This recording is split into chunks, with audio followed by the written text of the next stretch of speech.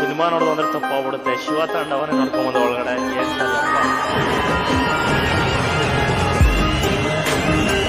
ಸಿನಿಮಾದೊಳಗೆ cinema ಮಾಡಿದ್ದಾರೆ.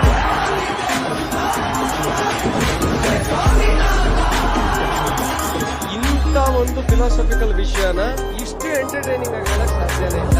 ಸೈಕ್ ಆಗಿದೆ ಪ್ರತಿ ಒಂದೊಂದು ಸೀನು ಗೂಸ್ಬಂಪ್ಸ್ ಈಗಲೂ ಹಾಗೆ ಬರ್ತಾ ಇದೆ. ಶಿವಣ್ಣ ಮತ್ತೆ ಶಿವಪ್ಪ ಎರಡು ಅವತಾರ ನೋಡ್ಬೇಕಂದ್ರೆ ಈ ಸಿನಿಮಾ ನೋಡ್ಬೇಕು. ಸ್ಪೆಷಲಿ ಶಿವಣ್ಣ ಫ್ಯಾನ್ಸ್ಗೆ ಇದು ಶಿವ ತಾಂಡವ ಅಂತಾನೆ ಹೇಳ್ಬೋದು. ಉಪೇಂದ್ರ ಸರ್ ಅಂತೂ ಹೇಳಂಗೆ ಇಲ್ಲ ಅವ್ರ ಆಕ್ಟಿಂಗ್ ಬಗ್ಗೆ. ಬರೀ 3 ಜನ ಹೀರೋ ಸೇರೋದಕ್ಕೆ ಈ ತರ ಬ್ಲಾಸ್ಟ್ ಮಾಡೋರು ನಮ್ಮ ಕನ್ನಡ ಇಂಡಸ್ಟ್ರಿನ. 3 ಜನರ ಕ್ಯಾರೆಕ್ಟರ್ ಜೊತೆ ನಾವು ಇದೀವಿ ಅನ್ಸ್ಬಿಡುತ್ತೆ. ನಾವು ಸತ್ತ ನಂತರ ಏನಾಗುತ್ತೆ ಅನ್ನೋದೊಂದು ಕ್ಯೂರಿಯಾಸಿಟಿ ಇದ್ರೆ ಅವರಿಗೆ ಈ ಸಿನಿಮಾ ಒಂದು ಆನ್ಸರ್ ಅಂತಾನೆ ಹೇಳ್ಬೋದು. ಮೈ ರೋಮಾಂಚನ ಆಗುತ್ತೆ. ನಮ್ಮನ್ನ ನಾವು ಪರೀಕ್ಷೆ ಮಾಡ್ದಂಗಿದೆ.